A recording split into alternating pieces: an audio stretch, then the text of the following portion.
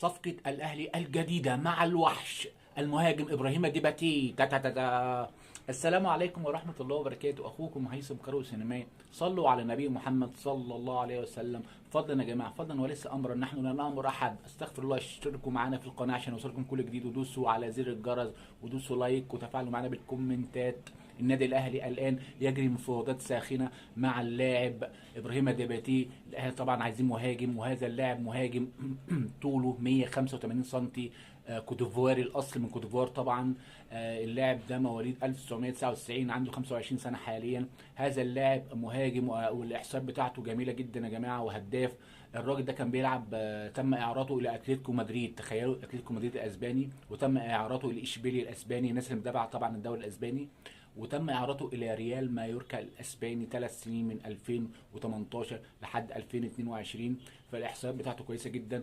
المفاوضات ماشيه على 1.5 مليون دولار وليس زرار. فربنا يسهل، الاهلي ممكن يخلصها على 1 مليون دولار ويجي معانا في يناير القادم. الخبر اللي بعده يا جماعه، اليو ديانج جاي له عرض من الوكرة القطري ب 3.5 مليون دولار.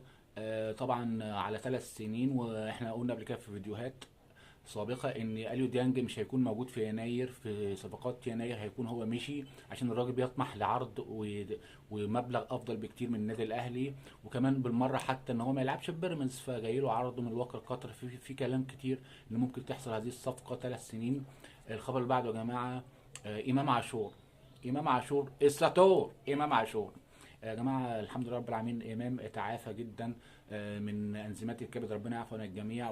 ودرجه التحليل بتاعته نسبتها نزلت لتحت 50، وده كان المطلوب بعد ما كانت 75. فطبعا امام قال للدكتور احمد جاب الله طبيب الفريق ان هو عايز يبقى مع الفرقه والبعثه في الامارات في السوبر المصري. فطبعا حتى ان هو ما يلعبش، بس حتى يدعمهم، يكون موجود معاهم عشان ياخد الروح ويتفاعل معاهم.